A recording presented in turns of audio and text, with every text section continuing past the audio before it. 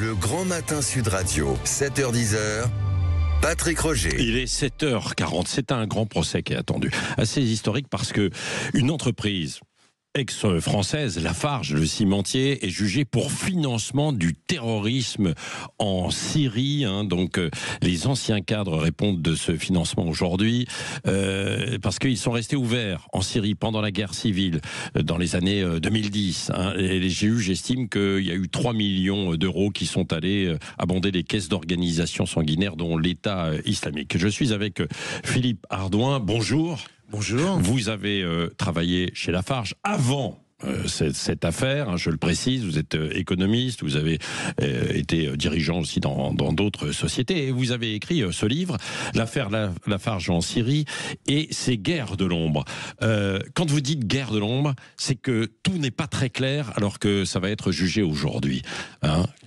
Il y a beaucoup de zones d'ombre dans ce dossier depuis des années. Et au moment où le procès démarre, c'est-à-dire cet après-midi, ces zones d'ombre sont éclaboussantes.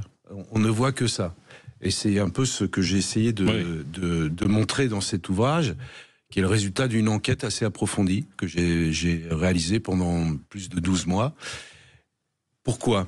Parce qu'il y a des zones d'ombre sur la période en question, parce que cette usine, cette cimenterie, était au cœur d'une région tenue par les Kurdes, qui étaient les principaux alliés de l'Occident et de la France, pour se battre contre Bachar el-Assad. Ouais. Et donc, il y a des liens qui se sont noués très forts entre quelques personnes au sein de cette cimenterie et au niveau du siège à Paris, notamment le directeur de la sécurité du groupe, qui est un ancien des forces spéciales, avec la DGSE, la DGSI. Et il y a par ailleurs un homme clé de cette affaire, l'homme le plus important de ce dossier, ne sera pas là cet après-midi.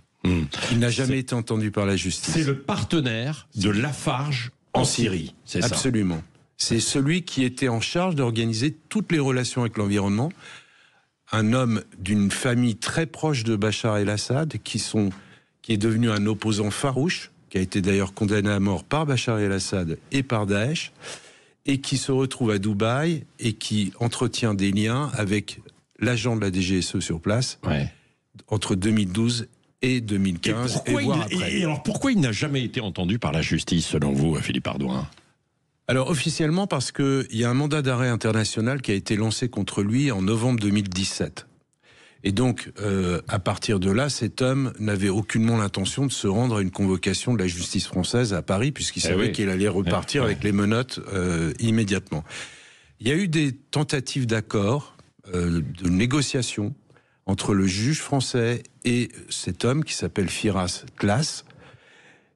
Pour qu'il soit entendu, il a proposé de se faire entendre à Dubaï, en allant à l'ambassade de France, en organisant une visio avec les avocats qui soient sécurisés, etc.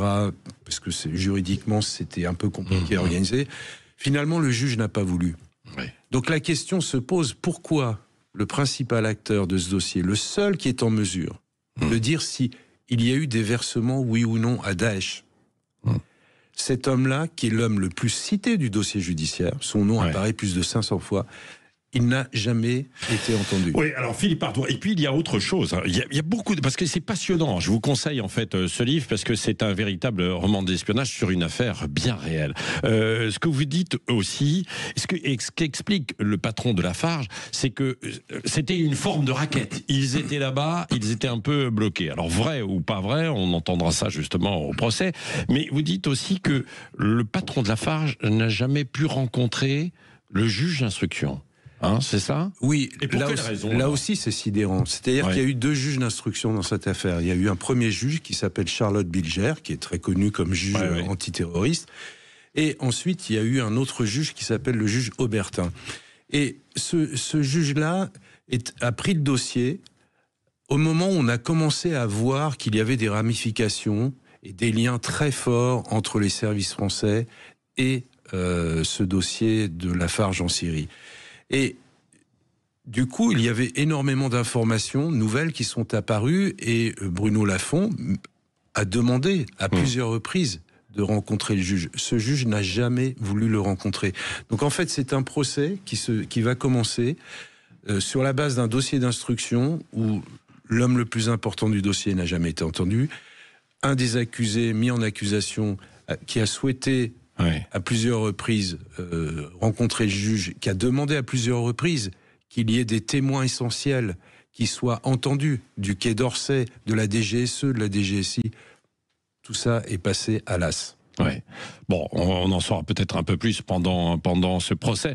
On rappelle quand même que Lafarge, c'était une grosse entreprise française qui aujourd'hui a été rachetée, d'ailleurs. Et c'est terminé. C'est vrai, ce n'est plus français. C'est plus français, c'est devenu une entreprise suisse, puisqu'au départ, parallèlement à cette affaire, et c'est tout l'intérêt passionnant de ce dossier, c'est qu'il y a l'affaire syrienne, et puis en parallèle, il y a une histoire d'une fusion entre deux grandes entreprises, et l'une qui finit par absorber l'autre, et qui utilise d'ailleurs le dossier syrien pour finir le travail en organisant un plaidé coupable aux États-Unis, ce qui fait qu'aujourd'hui, ceux qui sont mis en accusation à Paris cet après-midi ont une capacité de défense beaucoup plus limitée, puisque, au fond, l'entreprise qui a absorbé Lafarge a plaidé coupable au nom de Lafarge aux États-Unis en lieu et place des dirigeants de Lafarge.